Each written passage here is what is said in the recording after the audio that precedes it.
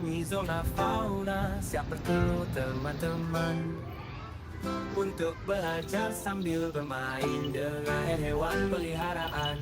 Mari belajar bersama tentang hewan dan juga habitatnya. Mari belajar bersama hewan mana yang boleh dan tidak boleh dipelihara.